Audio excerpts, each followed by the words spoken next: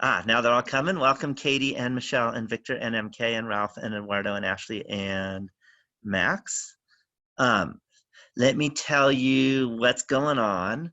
So first thing, obviously, all of you know that we're doing this online today, and it has nothing to do with why everyone else in the whole world is doing everything online. This has to do with snow. Huh? So we're today's a late start day because of snow, and I did not feel comfortable canceling class because if we cancel class, hopefully you know that the final exam, everything has changed. Do you all know that? Yes. Yeah. So everything has changed. So let me tell you the new schedule. So first thing is I just refuse to cancel today because we're already losing some days and that would be a nightmare.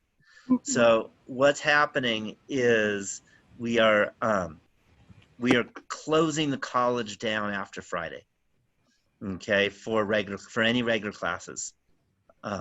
So I didn't feel comfortable saying, well, we're going to lose next Monday's class and we're going to lose finals and we're going to lose today because that's just too much losing and you guys won't be prepared for the final and you won't have gotten this last section, which is actually really, really important to the world. So we're rescheduling and I wanted to do this via Zoom and at least we got a group of you. Hopefully more will come. 8 of you are here, so that's half or so, a little less than half, but hopefully the rest will come up.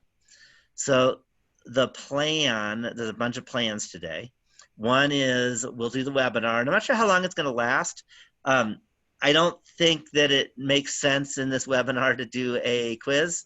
What do y'all think? Yeah. Yeah, it's, is it possible? Yeah, but I don't think that that makes any sense at all. But so we're not doing a quiz today.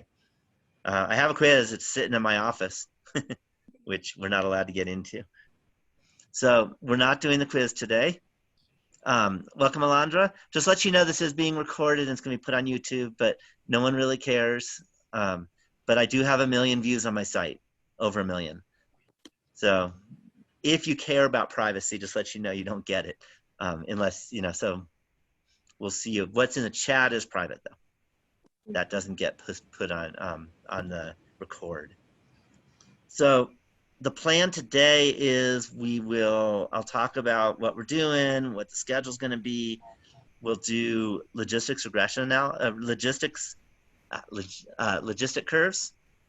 And then after that, what we're going to do is close up. I think it should be obvious that I'm going to be late to my office hours because I'm at home because the college is closed and my office hours are at college and I have to get there.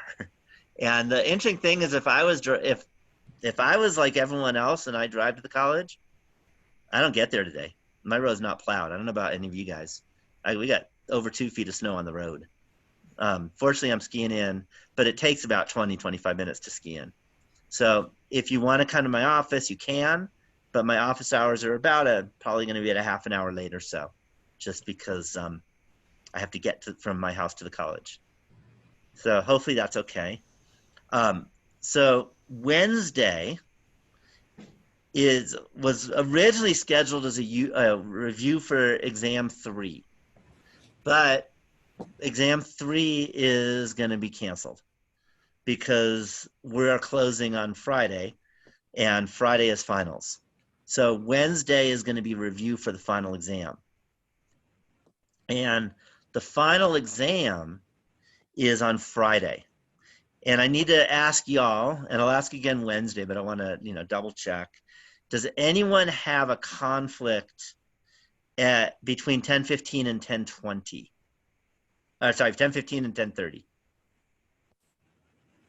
Because if we have our final at the regular schedule for teaching, then your final is shorter.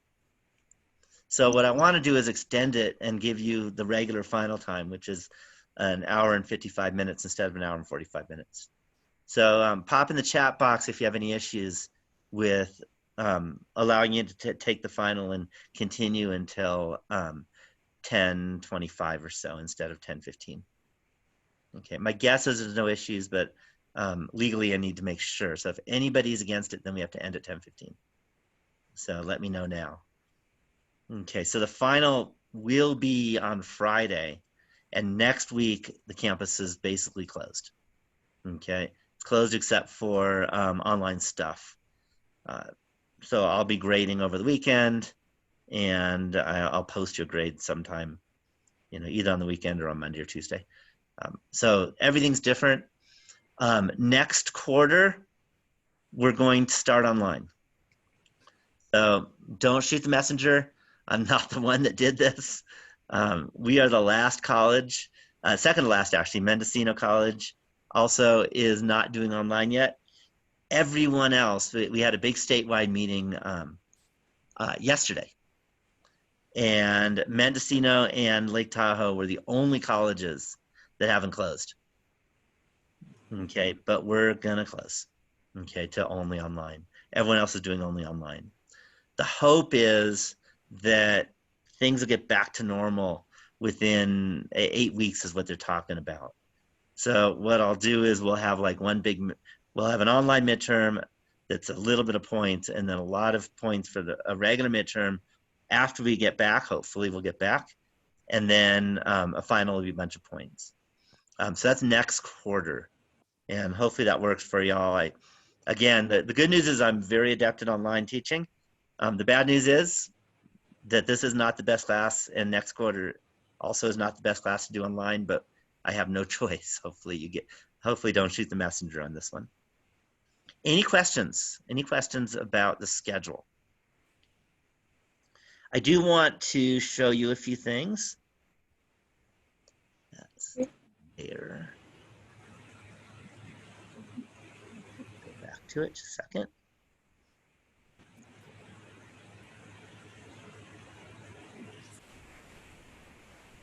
Okay, so you should be looking at the syllabus right now. This is the course syllabus. You know what, I forgot to, just a second.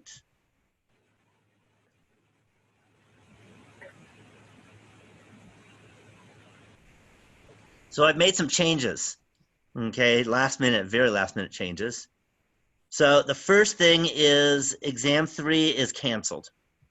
There will be no exam 3 because we're cutting off days, and we were supposed to have an exam 3 on Friday, and then the final was going to be the following Friday, but next week doesn't happen. So what I'm doing is I'm on Friday is the final. So exam 3 is gone. I needed to do something with those 150 points. So what I decided on is I took 100 of them and split it between the 2 exams, which if you've done the homework, you get to drop one of them, and which means that exam is worth a lot of points. It's now worth 400 points instead of 150 or 300 had you dropped. The final is now worth 450. So the final exam is definitely more a big part of your grade. You need to really spend some time this week. Hopefully you have time to get ready for this final exam. And again, I apologize, but I can't do anything about it. We got to have a final, and we can't do it next week. So if you go in here, and you'll see the new schedule, exam 3 is gone, and then the final exam has now changed to March 20th.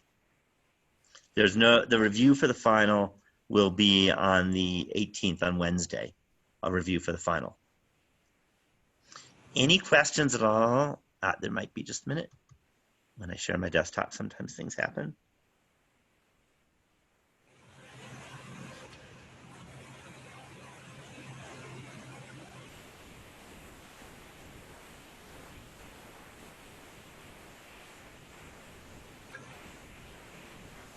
We'll get an updated study guide for the final exam. Well, the final exam hasn't changed in terms of content, Michelle. Does that make sense? Yeah. Final, yeah. Does that make sense? Yeah. Yeah. So final exam content hasn't changed. So I don't need to change the study guide or anything because that hasn't changed.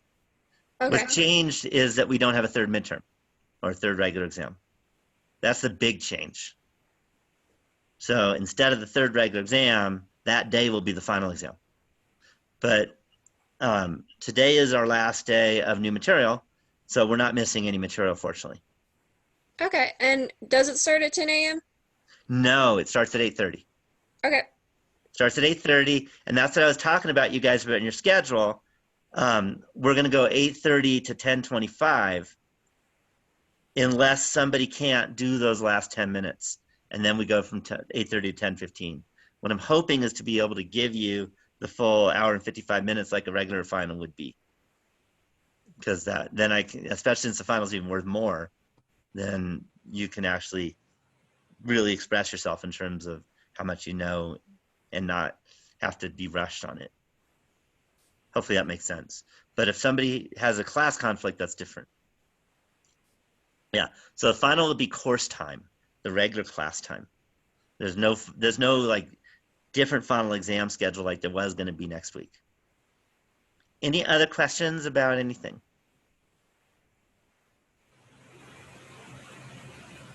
Okay.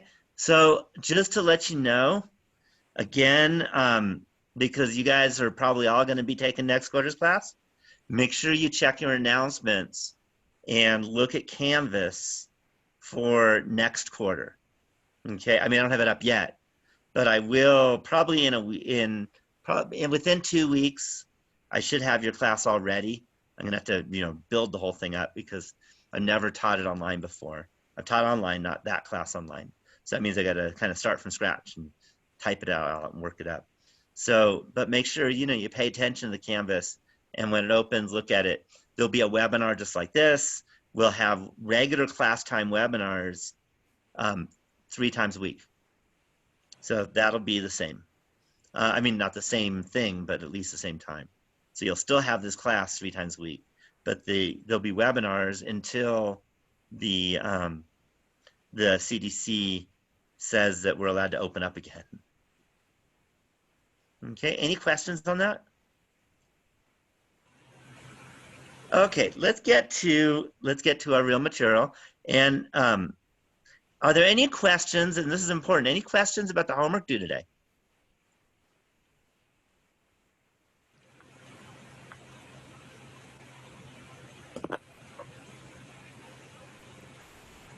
Any questions about the homework due today? I always like to go over questions. So again, you can say it, you can put in your chat, whatever works for you.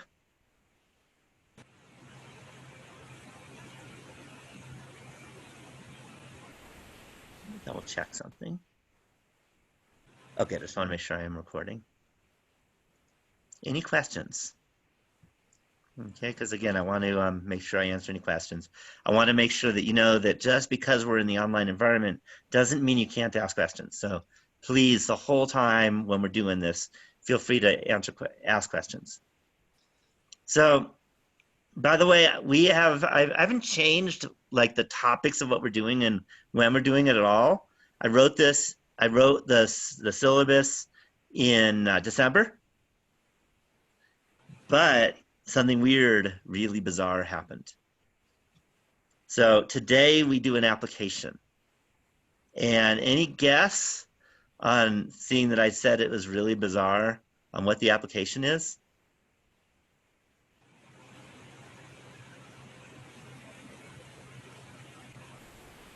Any guess?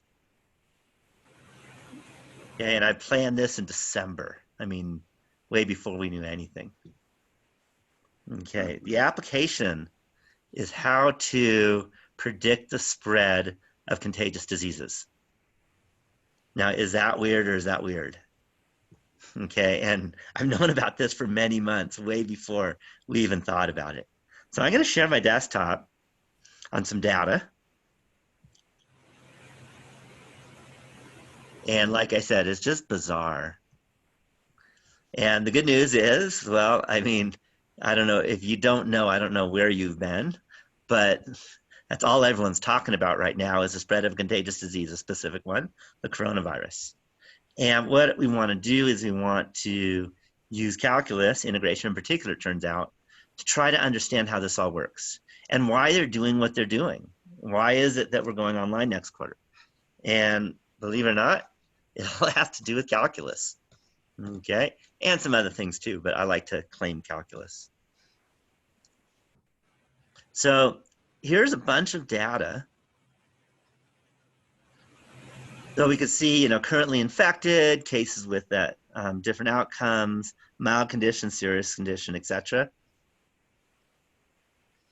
And here's the total number of cases that we're seeing. Okay, and it turns out what we're going to do is we're going to do a mathematical model, which is not going to be exactly perfect because models are never perfect, but they do a pretty good job. So here's daily cases worldwide. There's a growth factor. And if you get rid of China, then what does that look like? And you should hopefully all know this. What kind of curve does it look like if you look at the total cases outside of China?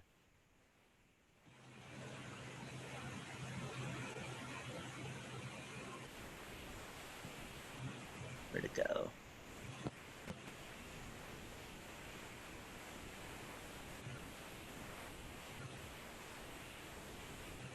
Here we go.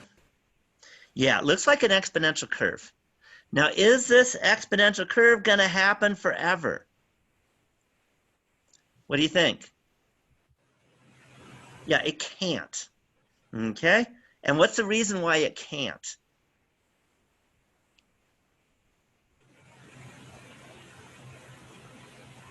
Okay, you say, Max, hopefully not, but actually, no, it really can't. Okay, and that's because, as Alondra said, there's a carrying capacity. Okay, so the exponential curve cannot happen forever because eventually everybody gets it. Okay, now it sounds like, oh my God, it's the end of the world if everyone gets this virus, but it's actually not the end of the world, so I don't want to scare you too much. Why is it not the end of the world if everybody gets it?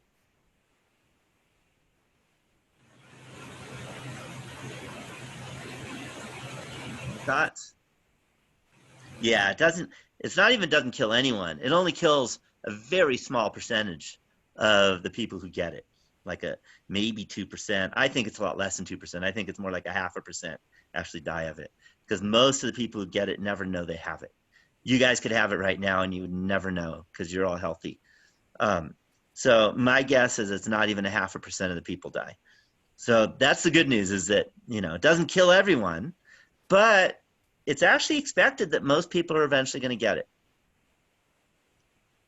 So instead of this exponential growth, okay, and by the way, let's write down, I'm going to write down on a piece of paper so that I have it later because we're going to lose the screen soon because I want to go to a different screen.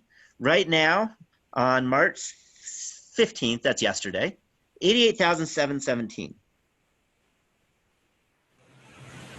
Okay, and let's go back a while. Let's go to, how about down over here? How about March 1st? There we go. March 1st, so this is 15th, was 8,559.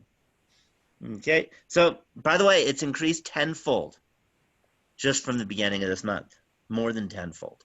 You can see things are really changing and they're changing fast. But it can't increase tenfold forever because, again, we only have, outside of China, it's around 6 billion people or so. Okay, so we're going to just say 6 billion people could get this, okay, outside of China. Let's keep the outside of China because it's such a beautiful curve. It looks perfectly exponential, doesn't it? So I like that for the model. Okay, sorry if, you have friends in China, but I'm ignoring China for now. Any questions on this so far? Okay, so now it's time to do the math. Because remember, this is a calculus class. But what we want to do is we want to come up with a much better model than the exponential model. So let me go, and I'm going to share my desktop with just Paint so I can do some writing.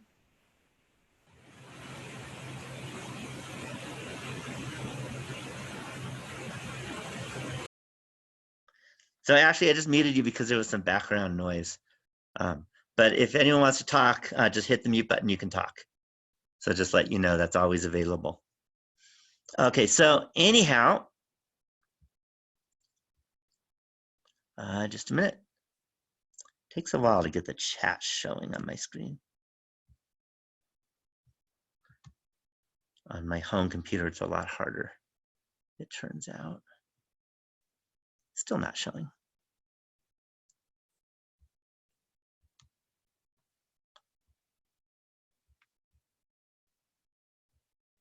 One more time.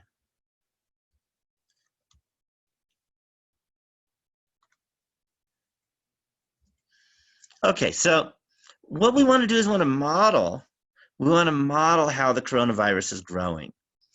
And what we used to do in the exponential model, we would say that d, and I'm going to use the letters the book uses because they're good letters, dp over dt, p as in the population of people who get it, is going to be equal to kp.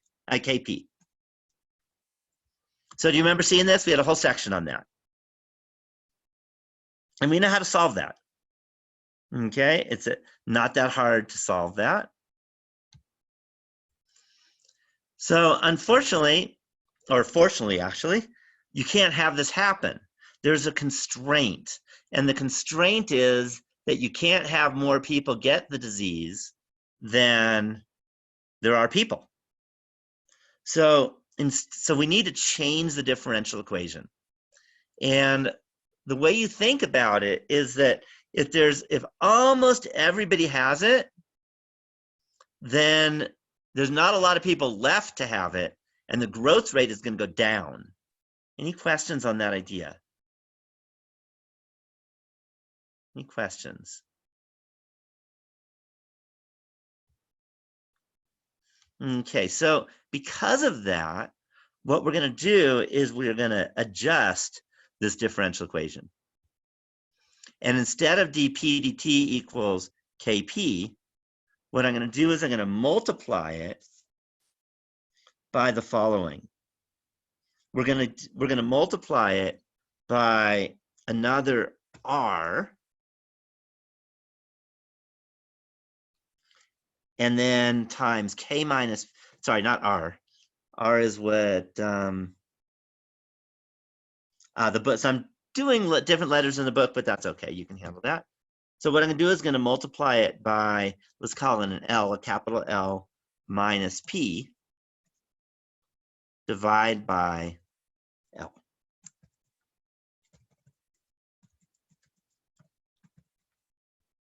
And that's a much better model. We want to look at this and think about why this is a better model. So if nobody has it, how many people are going to get it? How fast is it going to grow if nobody has it?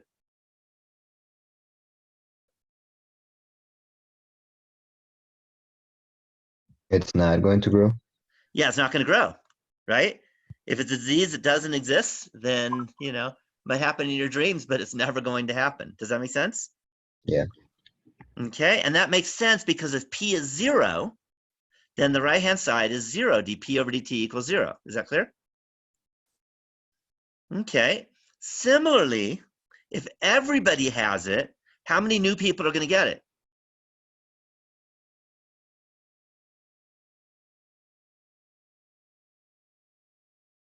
What do you think?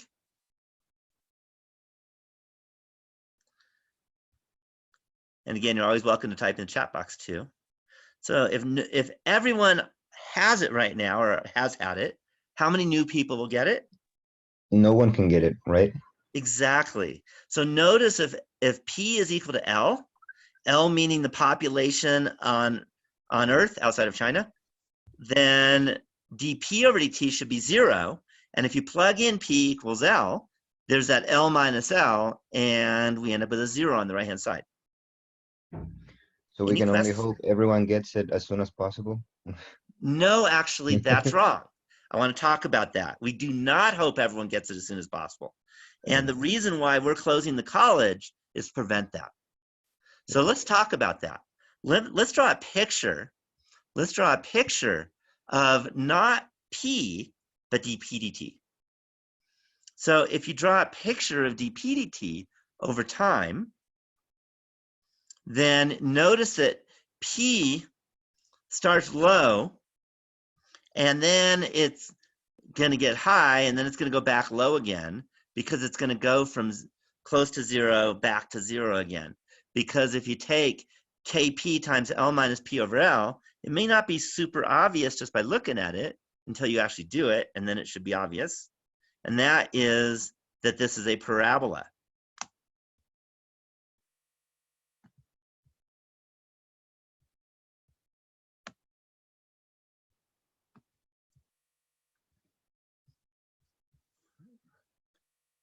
So if you look at this, it's a parabola.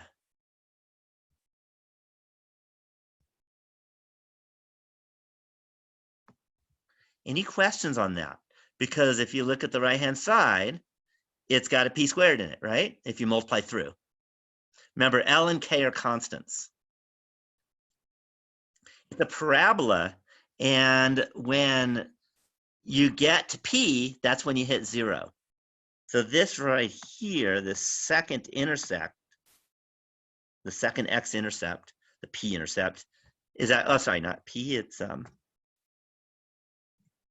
that's when it's equal to L. So when it's equal to L, then you're done. So this is dp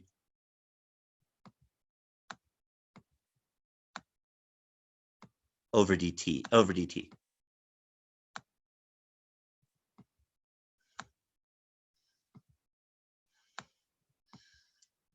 Any questions on that?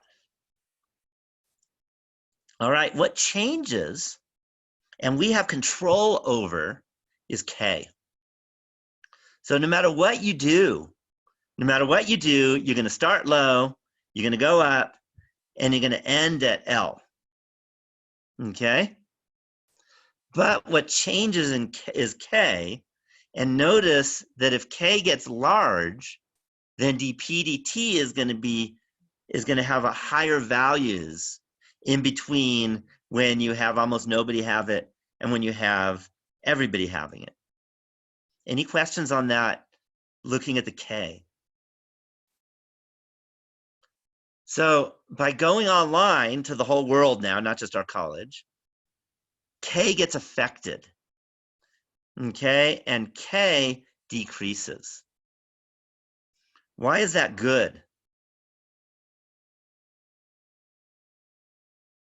Why is it good that K goes down? Anyone see it? You know, this is the whole point of all the things that we're doing to prevent this is to make K smaller. Anyone know why we want K to be smaller?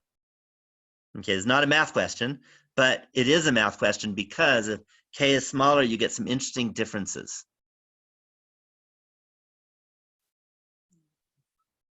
Any thoughts?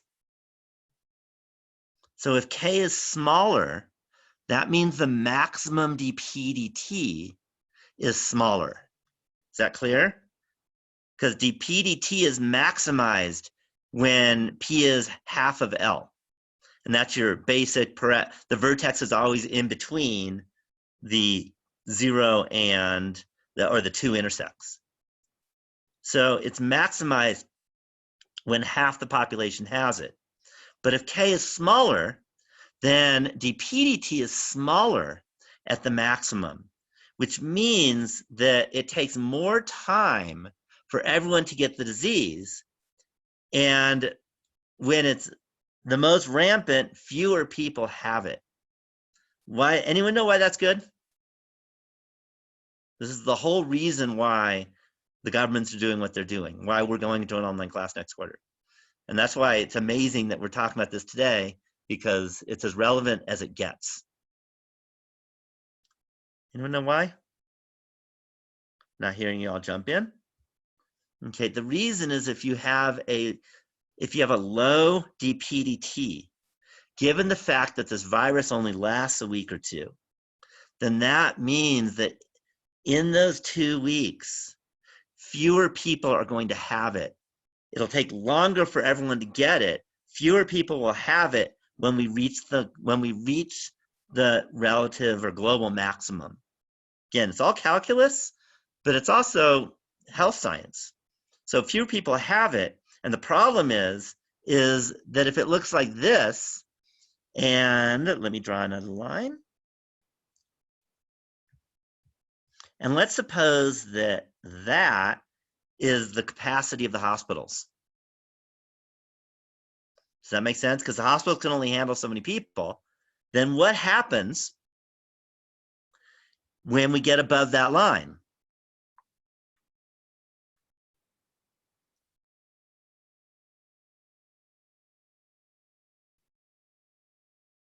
Any ideas?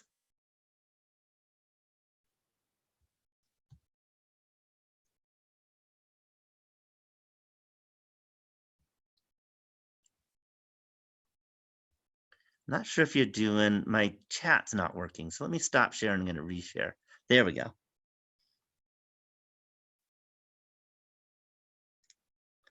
Okay. I don't see you all jumping in. I was hoping I'd see you all jumping in because now I can see the chat.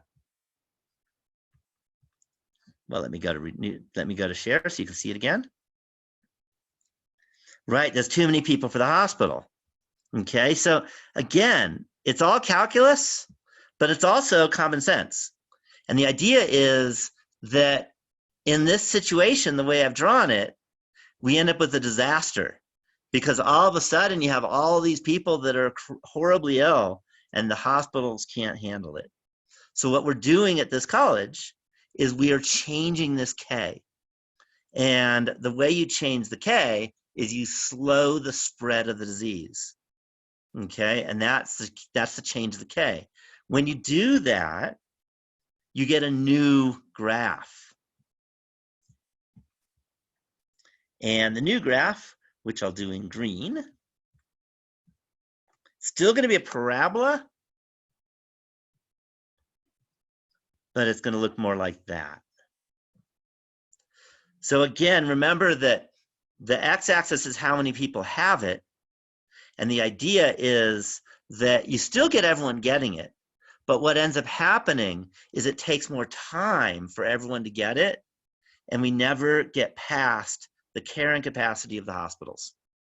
And that's the reason, mathematically, why we're doing what we're doing and closing everything down. It's not to keep people from getting it. It's to make sure you don't have more people getting it than we can handle in our society. And that's why it is an amazing day. And this is what I was going to talk about anyway. And then this virus came up and now it actually means something. Okay. Otherwise if this coronavirus had never happened, you'd like, yeah, sure, not care about it. But hopefully you get it. Any questions on this idea? So the green curve again means that K has gotten smaller. And the way you handle that is you slow down the spread so that it takes longer for everyone to get it. Okay, so now let's do the calculus because that's important. So we have dp over dt equals kp L minus p over L. So I'm hoping you all have the ability to solve this. So how do we solve this?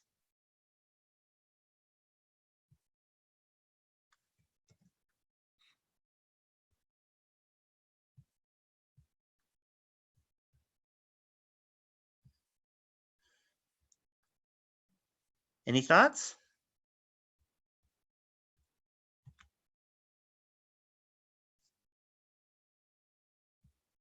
Yeah, we move not dp, we move dt to the other side. Does that make sense? Yeah, we move dt to the other side, to the right-hand side. And we're going to move the, everything except the k, it turns out, is nice. So what I'm going to do is I'm going to multiply by L over K times L minus P, so let's do that.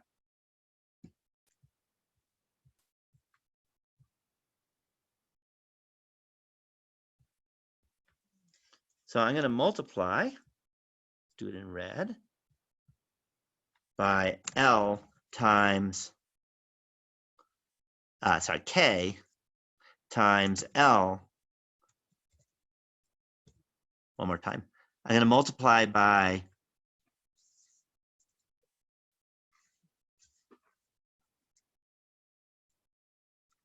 P times L minus P.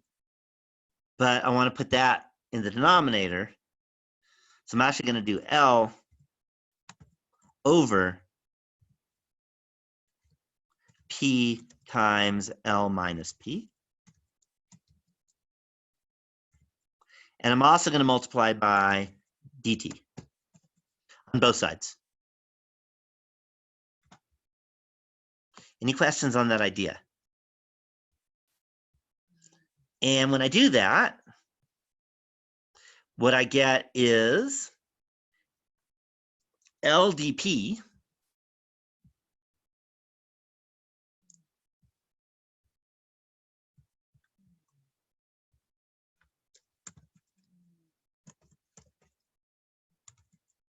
over P times L minus P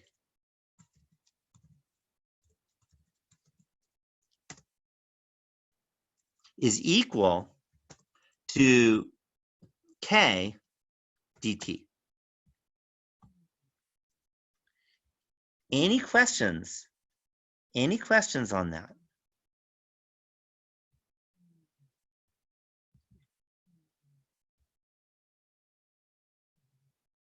Any questions? See if I can see it.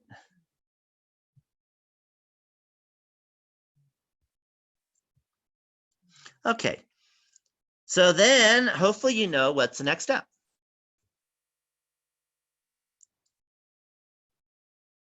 Right, I'm going to integrate both sides. So let's integrate.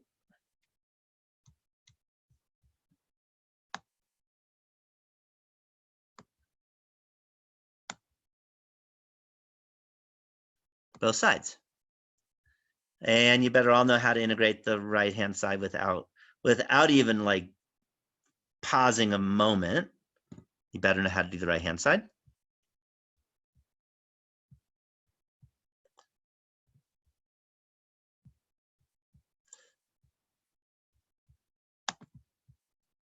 So that's the right-hand side becomes KT plus C.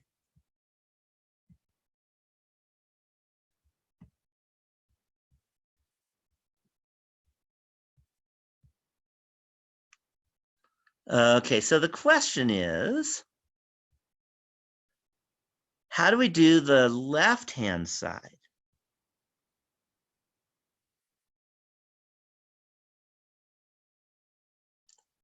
How do we do the left-hand side? We have LDP over P times L minus P. So what do we do for the left-hand side? Yeah, we're going to have to do partial fractions. Okay, whether you like it or not, that's the way we do it. So let's go and work the partial fractions out. And again, what's nice is you need to know partial fractions because that will be on the final. Okay, so it's a good review for the final. So let's do the partial fractions. What we can do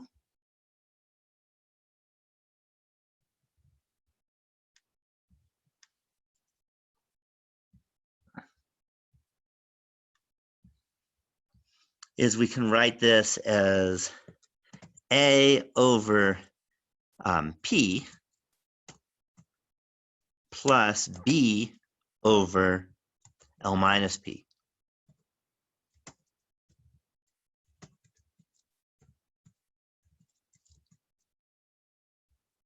Any questions on that? Okay, and then we do the old common denominator.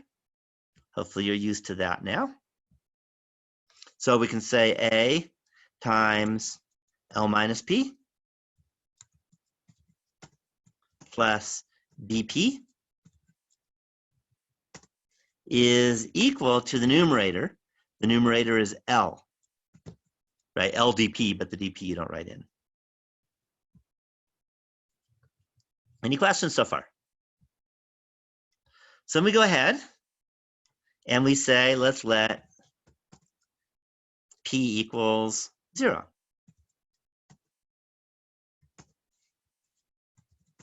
So if P equals 0, what do you get?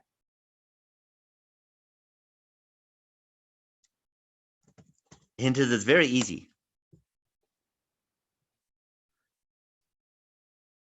So what do you get if P equals 0? Yeah, we get A equals 1 because you get A times L equals L, so A is 1. Any questions on that? Now let's let P equals L. If P equals L, what do you get? We get B equals 1. Okay, so this is like the easiest partial fractions in the world. Do y'all agree? It's the other reason why, again, I didn't mention it, but when I split these up, I got that over L and put it on the left-hand side. So in a way, that's a little tricky because you wouldn't know to do that. But by doing that, it makes all the numbers beautiful. Okay, so by putting that L on the right-hand side, then everything's nice. A is 1, B is 1. Okay, now, again, I wouldn't expect you to know to do that ahead of time, but it works nice. Any questions on that? Okay, so the next thing is we need to integrate. So now let's integrate. Let me put in text first. So we're going to have just 1 over P plus 1 over L minus P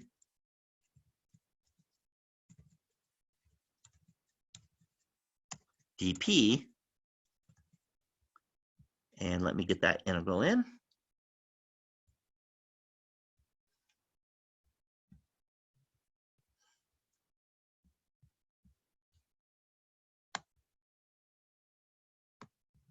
Any questions so far? Okay, you should all know the integral of 1 over P. If not, you'll probably fail this final. What's the integral of 1 over P? dP? Yeah, natural log of P. Notice we do not need absolute values, and that's really important for this example, by the way.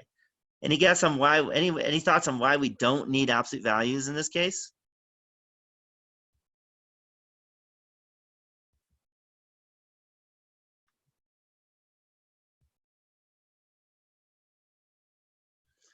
Yeah, you can never have a the number of people having it below 0. It doesn't make any sense. You can't have -1 people with this disease. Okay, so that you don't need. You don't need the absolute values. So that's the good news. So let me go ahead and get this in here. So what we can say is ln of P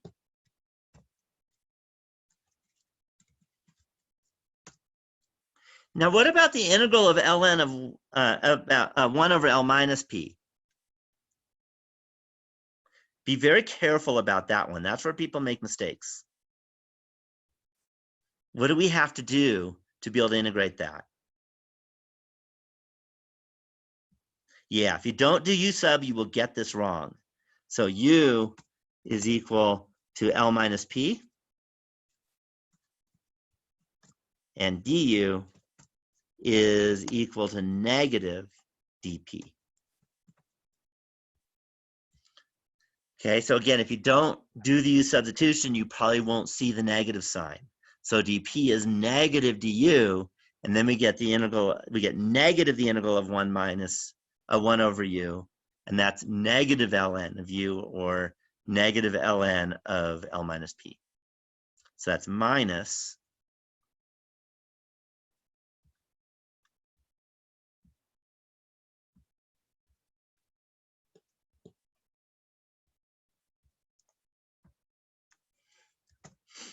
ln of L minus P.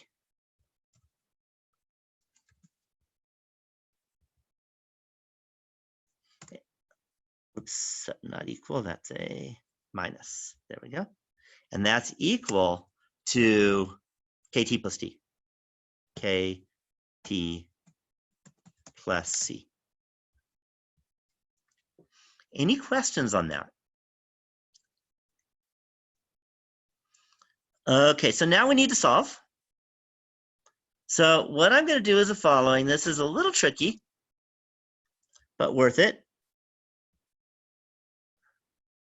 Is I'm going to use the rules of logarithms, and I can write ln of P divided by L minus P. So I don't have a whole lot of space, but I'll put it up here.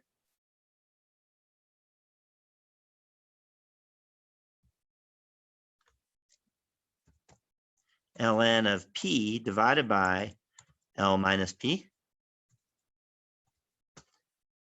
is equal to KT plus C. And let's call that C1. Maybe I should have called the other one C1 while I had a chance. So let's put a 1 there.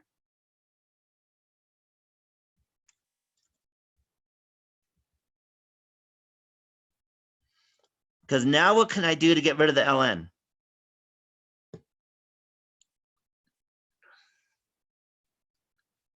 And you're all supposed to know how to do this. Yeah, I can exponentiate both sides with base e. Typing e is good enough for me.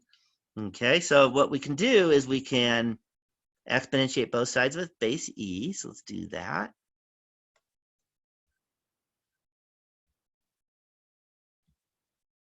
So an e there.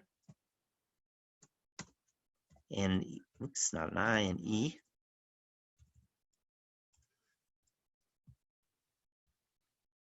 Okay, any questions so far? Okay, and by the way, I didn't need the, I lost a parenthesis, sorry about that. I did not need the absolute value in the L minus P either, for the same reason you can't have more people have the disease than the number of people in the population. So I can get around not having that absolute value anywhere, and that's going to be important today. Is one of those where you don't want the absolute values. There we go. There's the extra parenthesis. Okay, but what we can say now is that the ln and the e's cancel. So we can say that P over L minus P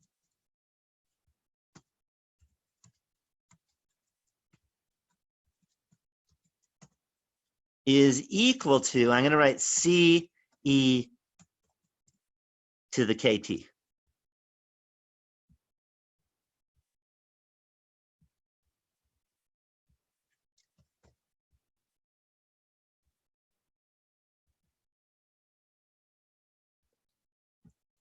Any questions on that?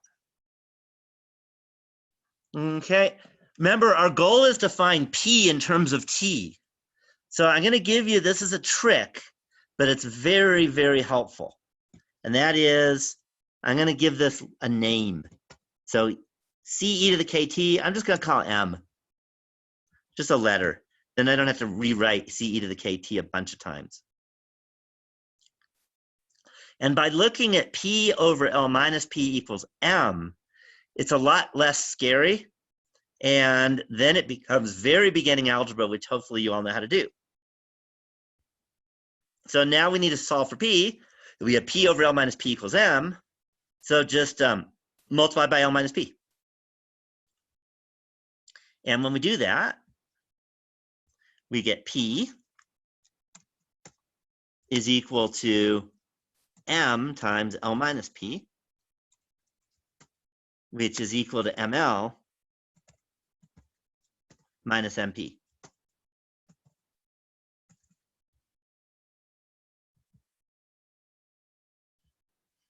Any questions on that? Okay, so we could add MP to both sides.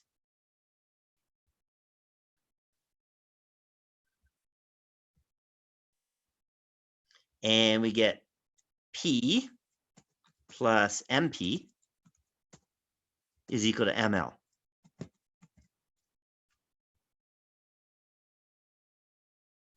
We can, and I'm going to do 2 steps, hopefully that's okay. We can factor out the P and divide by 1 plus M. And what you get is the following. We're almost there. We get P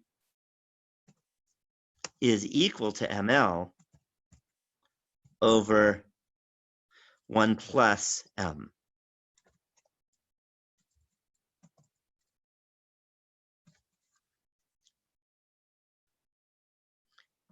Any questions on that?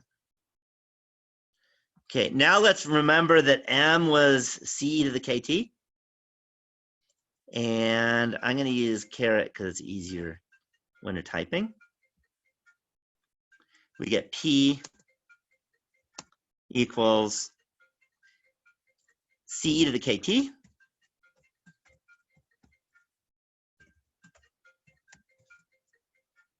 L over 1 plus M, 1 plus C to the KT.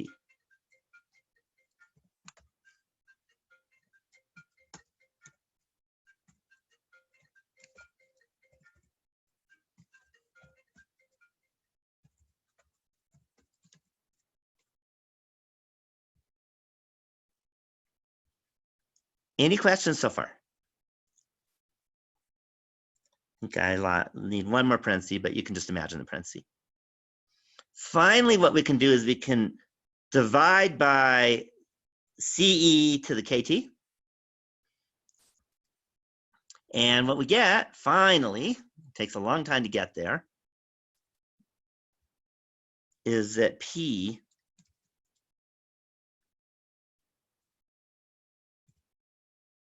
a little higher. There we go. P is equal to, again, we have to divide by all that, then it's 1. Sorry, it's L divided by, and then it's just going to be 1 over C. I'll just call that a new C, capital C, or something like that. And then we're going to have e to the negative KT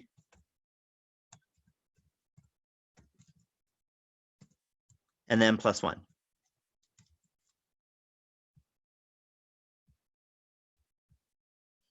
Any questions at all on this derivation? Any questions? Okay, this is a really, really important curve. Okay, P equals L over CE to the negative KT plus 1. Okay, it's so important it has its own name. And what we call it, I can pop it up like here. This is called the logistics growth curve.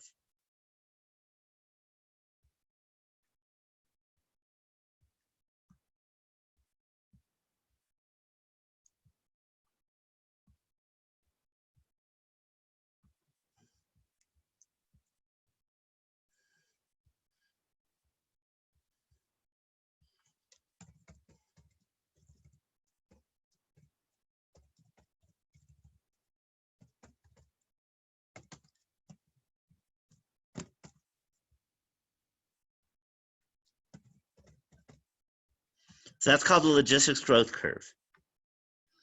Any questions at all on this big example? Okay, now what we want to do is we want to play around with it. We want to say, all right, well, what could happen? Okay, first thing is that we have some numbers, right? Okay, we know that, let's call time 0, we had 8,559 people. So I think I'm not going to plug in the numbers because it's just messy.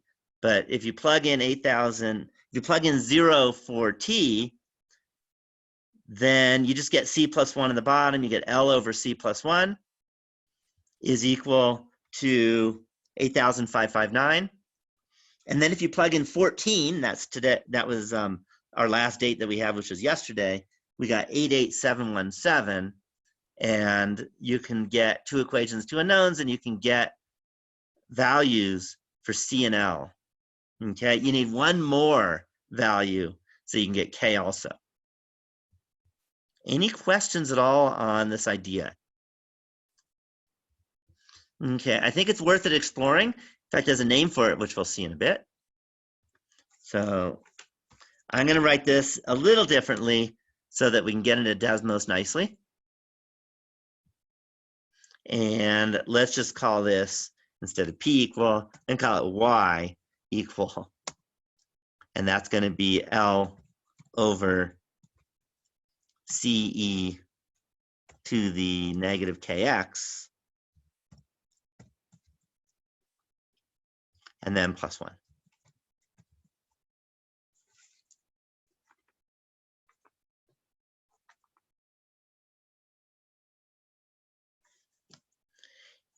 Okay, any questions on that so far? Okay, so now what I can do is reshare the desktop.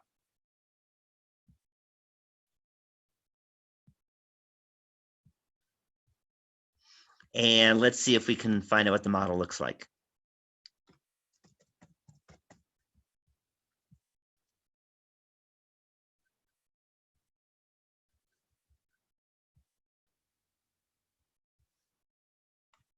Okay, so we can say Y equals, I don't think I even need the Y.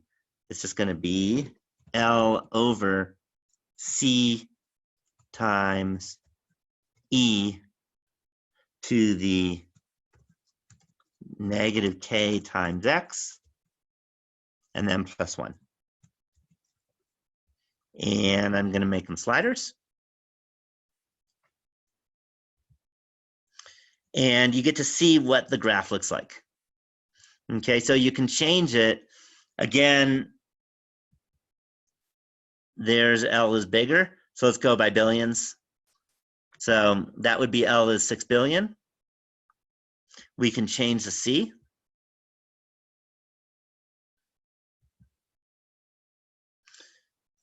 And it looks like that. Okay, if you change the K, so this is what happens if we do nothing. It's going to look pretty much like that. I have to make it a little smaller, or I can't see the chat. Just 1 second. There we go. So that's what's going to happen maybe for the K now. And what happens is you have the same limiting amount of people that get it. But what happens is everybody gets it all at once. The hospitals get over capacity. Everyone dies. And that sucks, by the way. So what you can do is you can make our class online along with everything else in the world. We can shut down every bar.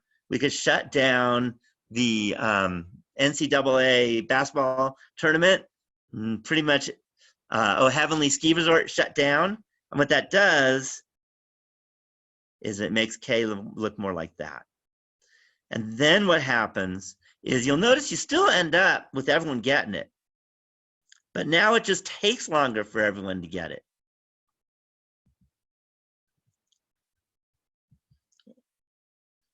So you'll notice, for example, between 5 and 6, there aren't that many new people getting it. Whereas if K is large, and we look at a difference between, say, 1 and 2, we have twice as many people getting it. And then the hospitals get overwhelmed. Any questions at all on this idea of the logistics growth curve? Any questions? Okay, like I said, it was really weird that today is the day we're doing this. And this is the model. This is the model for viruses, okay, whenever you have a contagious disease. Any thoughts besides that? Because I know it's what everyone's thinking about right now, but maybe there's other things in your life that you might care about. What else might fit this model besides contagious diseases? And contagious diseases is the #1 thing that fits it, which just happens to be today's lecture. What other things fit this model? What other curves? Yeah, population modeling, and in particular, if you're looking at the model of people, the model of people is somewhat logistics.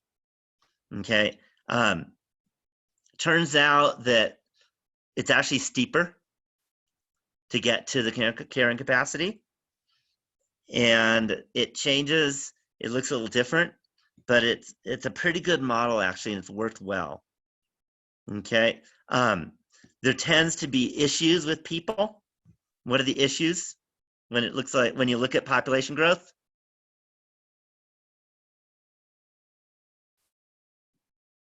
Any thoughts? What keeps it from being a perfect model? Here's a hint. It should be it should be on everyone's mind right now.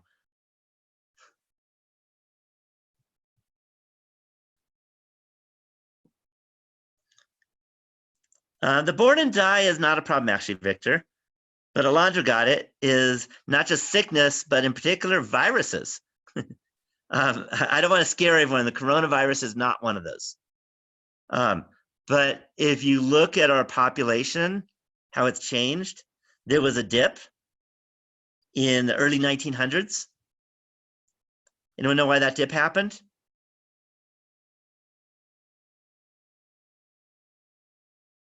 Yeah, the Spanish flu, the last big pandemic, was the last big dip, which could be explained with the logistics growth curve. So which is interesting. So even the dips can be explained that way, but you have to look at it a small piece at a time. So I don't know if you know, but more people died of the Spanish flu than died in World War I. You know, so war actually doesn't kill that many people. The flu kills people. The good news is the coronavirus is not nearly as bad as the Spanish flu. Okay, and the other good news is we have something that we didn't have then called medicine. They just let people die. They prayed for them. Sometimes they cut their shoulder, let it bleed a little bit, thinking that might do something. That's old medicine. Now it's different. So one biggie is population of people. Another is population of animals, especially if you have, and this is real important in Tahoe right now, or not right now, but for a while. And that is if you bring in a non-native species into the environment, then what's going to happen is at the beginning, it's just going to explode. You're going to have an exponential growth until it gets to the point of its carrying capacity, and then it'll slow down in its growth. Okay, and what you hope is that's not too big. So we've definitely had that in Tahoe. So that happens in a big way.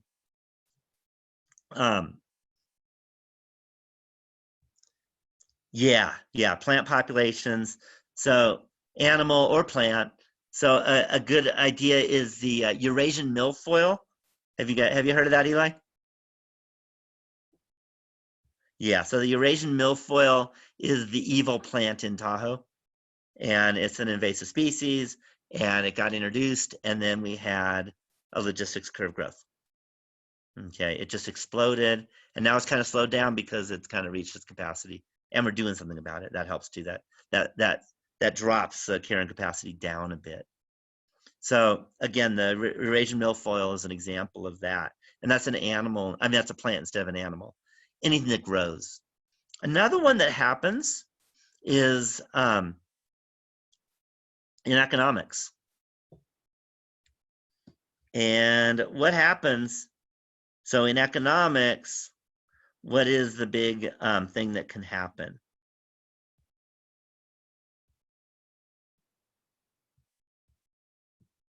What can rise like that? Interest. Well, it's funny that you say that, but Jada, that's actually inflation is purely exponential. It does keep going up. It doesn't level out.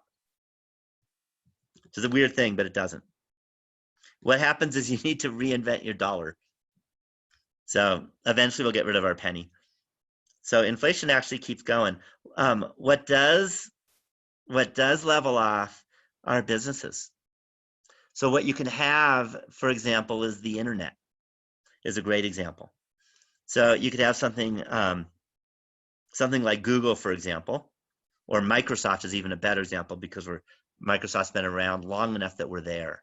So what happens with Microsoft is at the beginning, again, you weren't born yet for most of you, maybe all of you, but at the beginning you had exponential growth in Microsoft. And then what happened is Microsoft reached its carrying capacity. Everyone uses it now. So now there's no more growth. Any questions on that?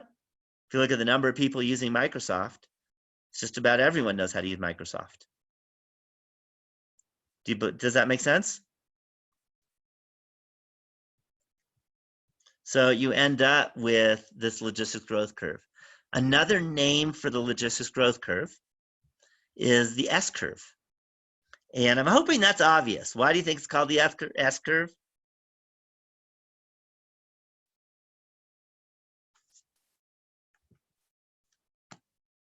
Yeah, it kind of looks like an S. Okay, so you'll often hear it called the S curve. Logistics growth is a little more formal, but a lot of people call it the S curve. Okay, it's important enough that you spending a whole day on it makes sense, and especially today because coronavirus is everything right now, and coronavirus should be something that is going to follow this logistics curve. Any questions on this idea? Okay, let's do some of the numbers now. Okay, so let's pop it in and let me reshare. It turns out that's it for the calculus. It's the logistics growth curve. There is one curve. Here's the thing. Yes, we have a formula, but you are responsible for deriving it like I did. Okay, did I do anything too fancy? You know, something that you had to be a Newton to be able to figure out?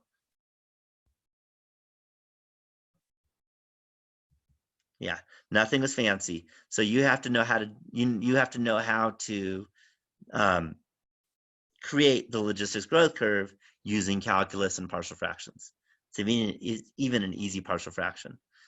Okay, so even if I let you use a computer, you still have to at least set up the differential equation and then maybe separate it, and then you can let the computer happen. But you need to at least show some steps. Okay, so that's just a note in terms of the rules. Any questions on that? Okay, let's go back and now let's do an example.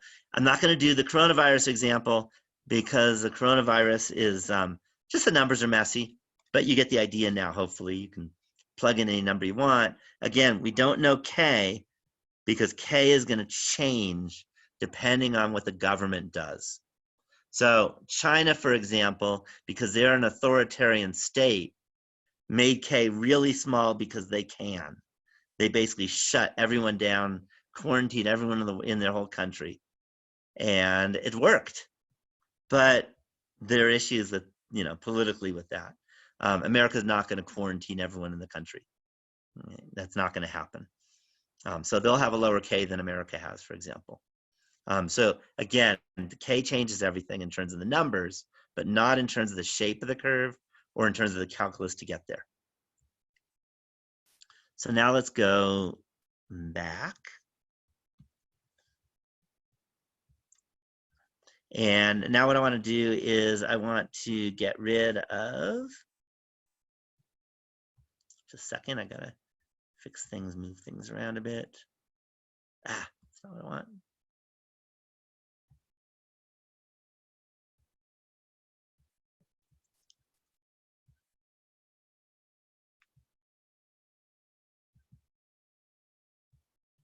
Just want to make it as big as I can. I'm not used to working on the small screen. Usually I work on my work double screen. So I'm at a laptop.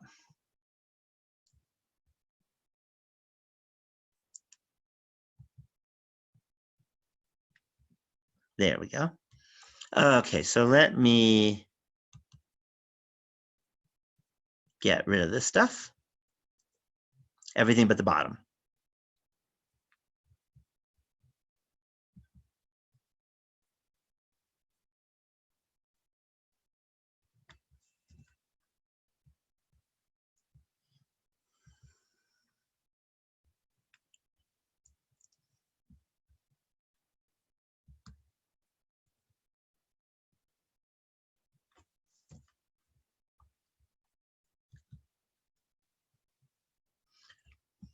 Okay, so now let's do we'll do the coronavirus example, but I'm gonna fudge the numbers a little bit so I don't have to write down 88717 and 8559. We're gonna have nicer numbers because it's just too much typing to do it right. But if you want to do it right, you just change numbers and it's not that big a deal. So let's suppose that we know, because we want to be able to figure out how these constants work. So let's type this out. So suppose at time t equals 0, and again, we can call that March 1st if you feel like it.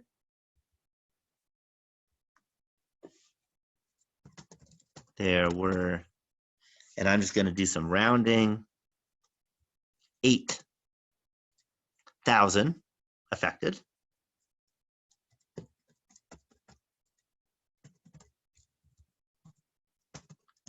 At t equals,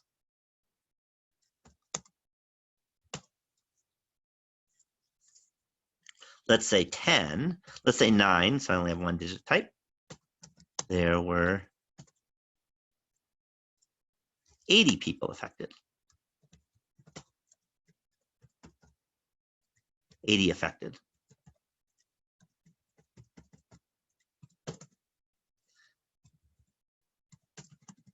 At t equals, you know what, not 80, because that was 9. Make that 30 affected. And at t equal 15, there were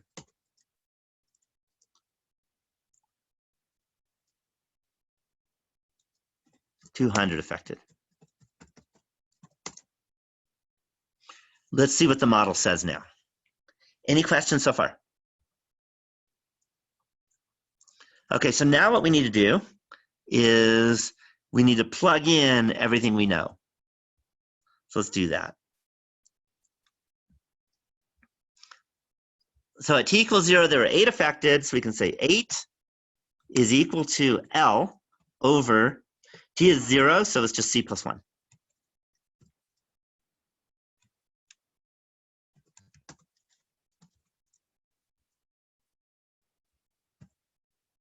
Any questions on that so far? Okay, then we know at t equals 9, there were 30 affected. So 30 is equal to L over, and now we actually have stuff to plug in, lots of stuff. So we're going to have C e to the negative kx, and that's, or negative kt in this case. So that's negative k times 9, or negative 9k, plus 1.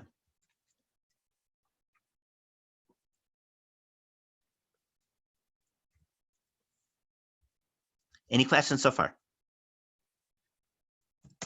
And then we know that at t equals 15, there were 200 affected.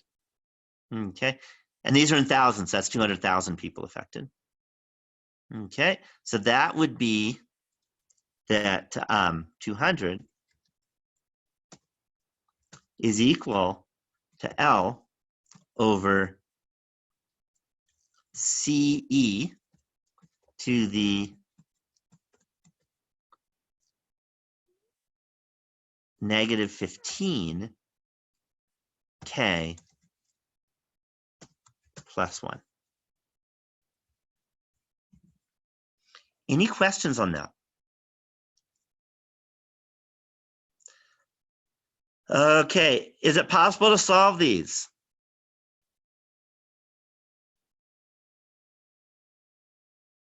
Do we have the right number of equations, for one thing? That's the main thing.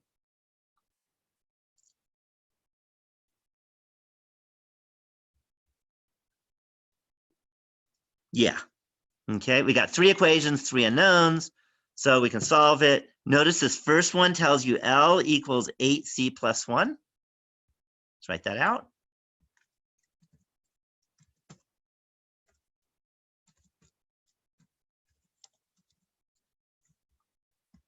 Hopefully you can all do that easily. So that tells us that 30, so now it's about to get messy, is equal to 8c plus 1 over CE to the negative 9k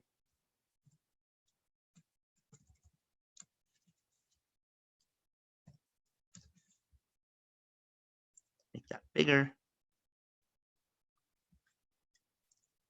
plus 1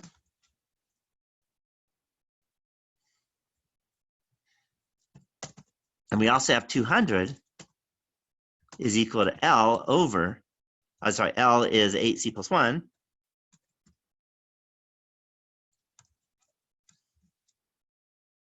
over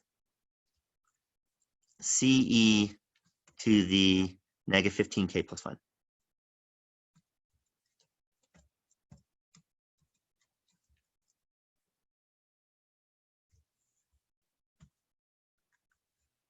Any questions? Okay, so we now have two equations, two unknowns.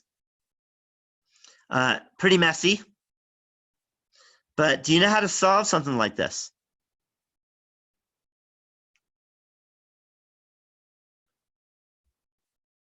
You know I have a parenthesis wrong. Sorry about that. Let's get some parenthesis in there.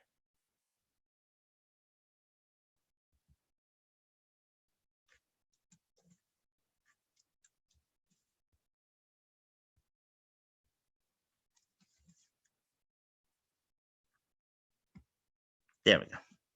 So do you know how to solve this?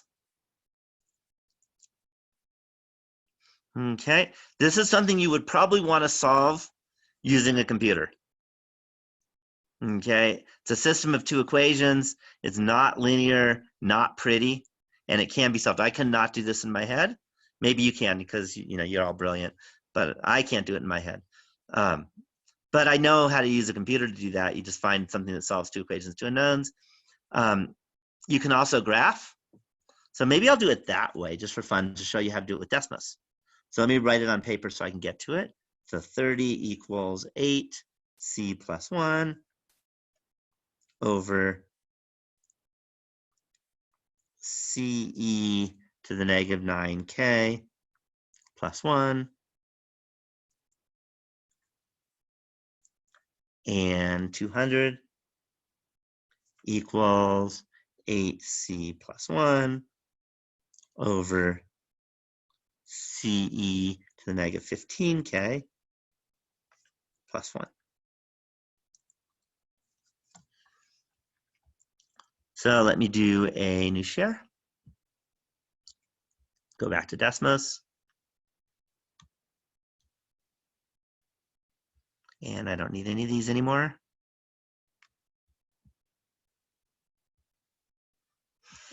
And what you can do, make the C, how about Y and the KX? Get 30 equals 8 times Y plus 1 over, and then it's Y times E to the negative 9x plus 1.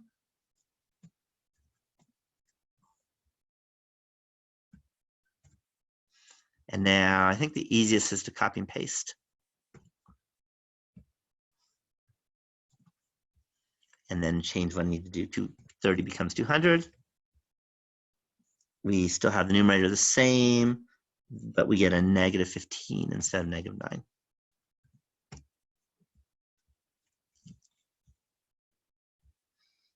Any questions on that?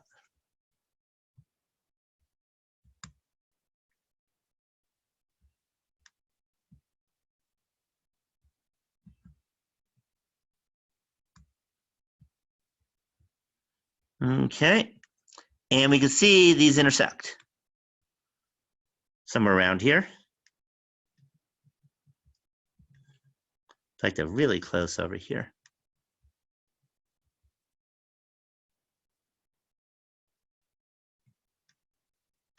I believe that's where they intersect. Let me look back again.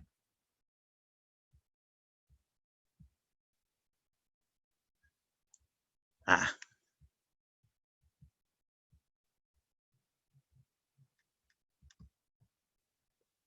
And the intersection is going to be where C and K are.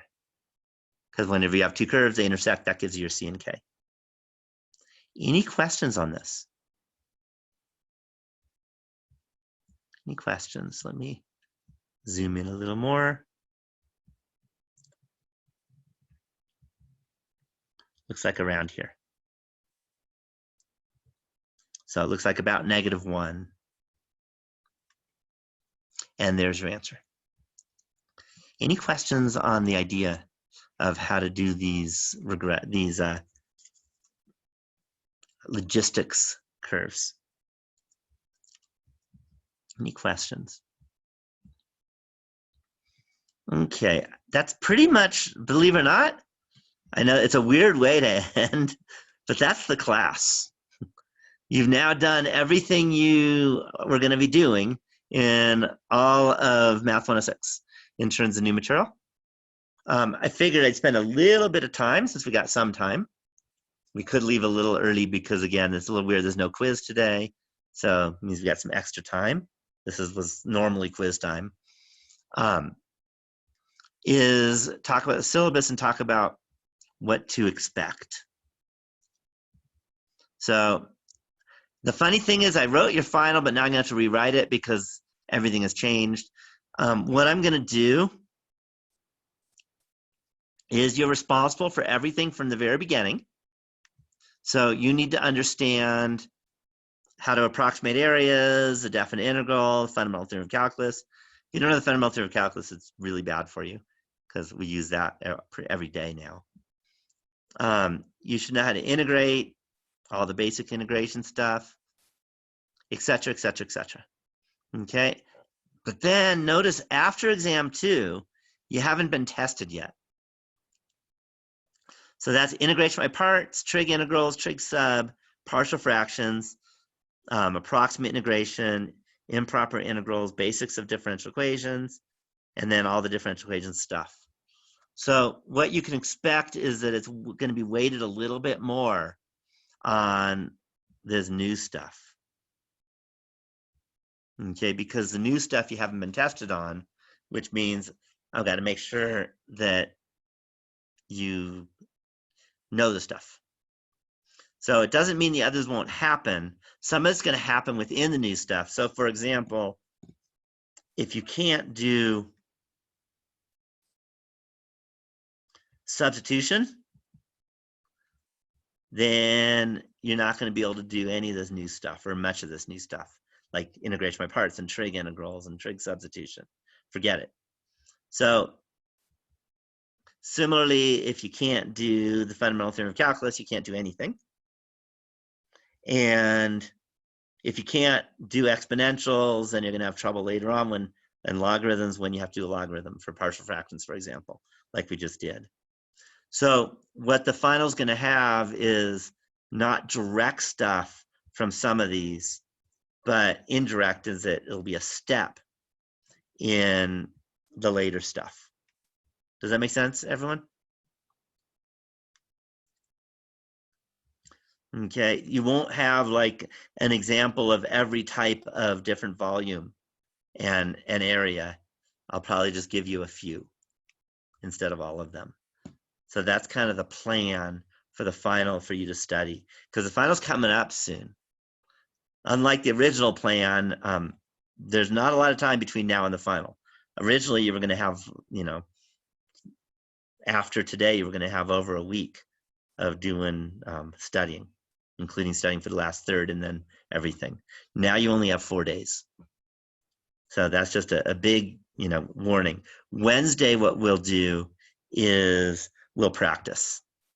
Okay, I'll talk about the final. By then I'll have it written, because I have it written, but I have to adjust it now that we're changing everything. So probably Tuesday I'll be adjusting, maybe today. We'll see. Because I still have all the other things I have to do. So that is the plan, and you definitely want to start studying. And the other thing is that it's going to be like the other exams where there'll be a without computer and with computer part. Yeah, so is there a practice exam? That's a good question. So see where it says comprehensive final exam of the syllabus? If you click that, that gives you a practice exam. This has all the solutions. The interesting thing is, I wrote this 23 years ago. And how much do you think calculus has changed? Yeah, none. None. Okay, there's no new calculus. The only difference, and again, I don't know if it's not on the practice exam, is the with computer and without computer parts. Okay, but basically, the word problems are going to be with computer, and the non-word problems will probably be without. So that's the only difference, is that when I first taught this, students, I know this sounds weird, they didn't know how to use computers. Smartphones didn't exist. It was a whole different world. But other than that, nothing's changed. So there's a lot out there. Okay, so there's definitely a practice exam, and you want to take it, do it as a practice exam, not as more problems to work on, because that you can always go back to your old homework. So in other words, go back by yourself without any note cards or websites, and just do these problems. Okay, try to force yourself not to use references. Okay, so in other words, study before you take this practice exam. And what you can study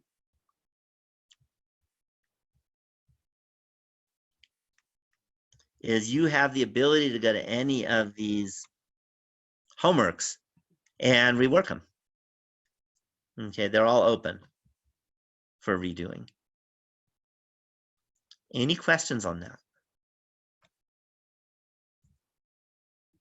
Any questions? Okay, again, because we didn't do a quiz today and everything's different, if there's no questions, we might just call it. Wednesday's a regular day. So just let you know, I looked at the weather report. We're supposed to get a little snow, but like a couple inches. So I really doubt they'll cancel. I don't think any big storms coming in. We've had the big stuff already. Okay, they better not cancel Friday. That would be a disaster.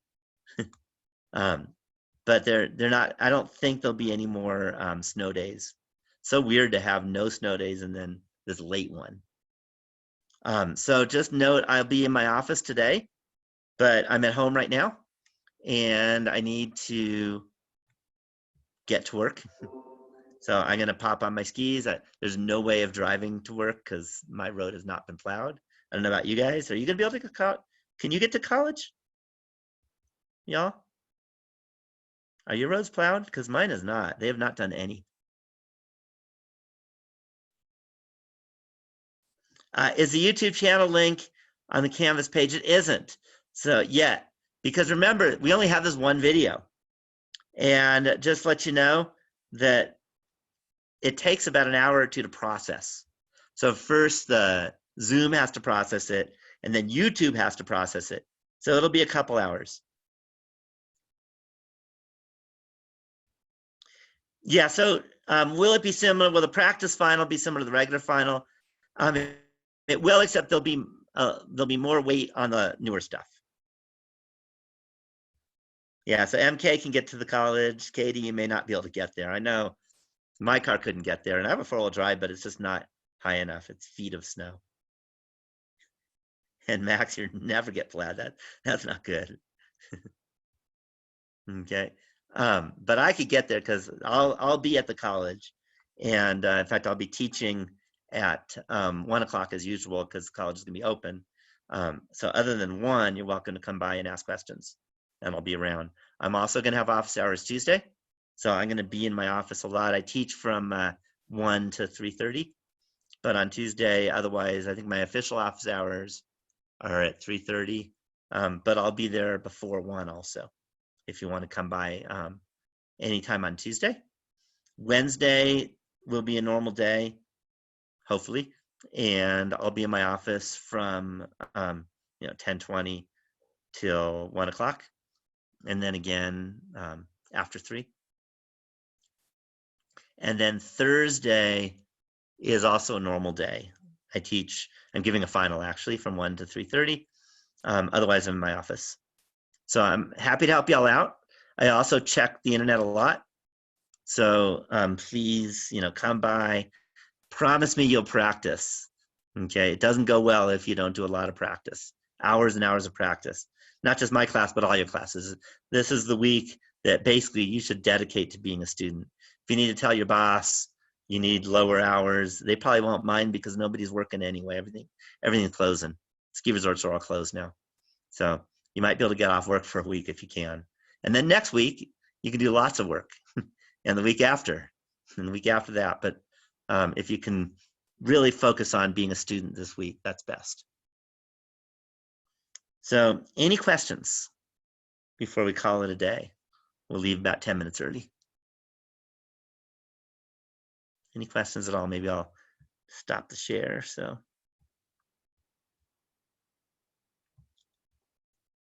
any questions at all?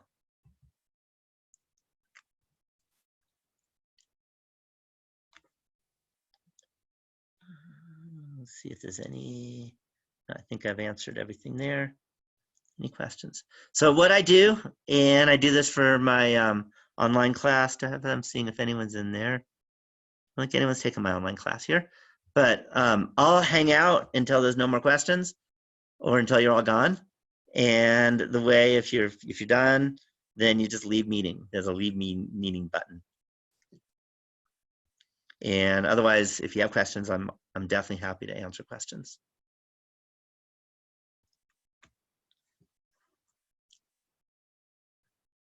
And when everyone's gone, then I'll go to my office.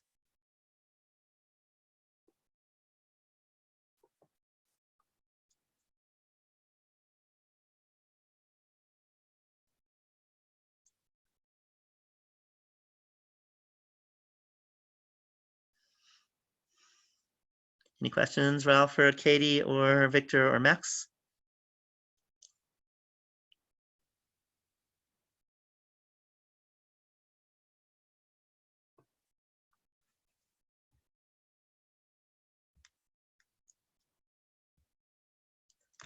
Any questions?